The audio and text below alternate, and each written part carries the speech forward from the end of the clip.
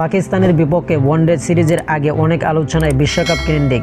প্রথমত বিশ্বকাপে সরাসরি খেলা নিশ্চিত করার ব্যাপার, দ্বিতীয়ত বিশ্বকাপ ঘিরে দল তৈরি করার তাগিদ। তবে অধিনায়ক হিসেবে মেহেদী হাসান মিরাজ এই আলোচনায় কতটা শক্ত অবস্থানে আছেন তা নিয়ে আছে সংশয়। কারণ বিশ্বকাপ পর্যন্ত তিনি অধিনায়ক থাকবেন কিনা সেই নিশ্চয়তা নেই তার নিজের কাছেও। বিস্তারিত আরও থাকছে প্রতিবেদনে। গত বছর নাজমুল হোসেন শান্তকে সরিয়ে হুট করে ওয়ানডে অধিনায়ক করা হয় মিরাজকে।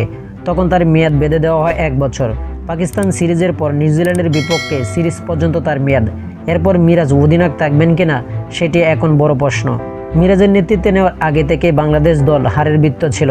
তিনি এসেও পরিস্থিতি খুব একটা বদলে দিতে পারেনি।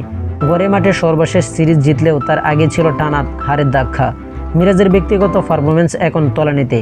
ছোট মেয়াদেবী পরিকল্পনায় মিরাজ কতটা সামিল হচ্ছেন, দীর্ঘমেয়াদে তিনি কতটা আছেন কিনা এই আলোচনার মধ্যে মঙ্গলবার মিরপুরের সংবাদ সম্মেলনে মিরাজ জানান, নেতৃত্ব নিয়ে বিসিবির নীতি নির্ধারকরাই তার সঙ্গে এখনও কোনো আলোচনা করেনি। তিনি বলেন, এটি সম্পূর্ণ ক্রিকেট বোর্ডের সিদ্ধান্ত। এখন পর্যন্ত বোর্ড আমার সঙ্গে এই বিষয়ে কোনো আলোচনা করেনি। এই সিরিজটি আমাদের জন্য খুব গুরুত্বপূর্ণ এবং সিরিজের পর হয়তো এই বিষয়ে আলোচনা হতে পারে। মিরাজের দল পরিচালনা এবং মাঠের বাইরে খেলোয়াড়দের ম্যানেজমেন্টের কিছুটা ঘাটতি নিয়ে ভিতরে প্রশ্ন আছে। এসবের মধ্যে ব্যক্তিগত পারফরমেন্স নিয়েও অফ স্পিনিং অলরাউন্ডার অবস্থান নড়বড়ে। পাকিস্তানের বিপক্ষে আসন্ন সিরিজ তাই একদিক থেকে মিরাজের জন্য অগ্নি পরীক্ষা। ফল খারাপ হলে বিসিবিকে হয়তো বিকল্প পরিকল্পনা হাঁটতে হবে। মিরাজ যদিও এই সিরিজে তার নীতিতে কোনো পরীক্ষা দেখছেন না। তার ভাষ্য, ক্যাপ্টেন কে থাকবে বা তার বোর্ড ঠিক করবে।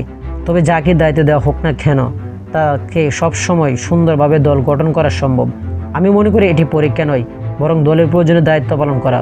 বিগত সিরিজে আমরা ম্যাচ জিতেছি। এখন এই সিরিজটি দলের জন্য একটা বিশ্বকাপের কোয়ালিফিকেশনের জন্য খুব গুরুত্বপূর্ণ।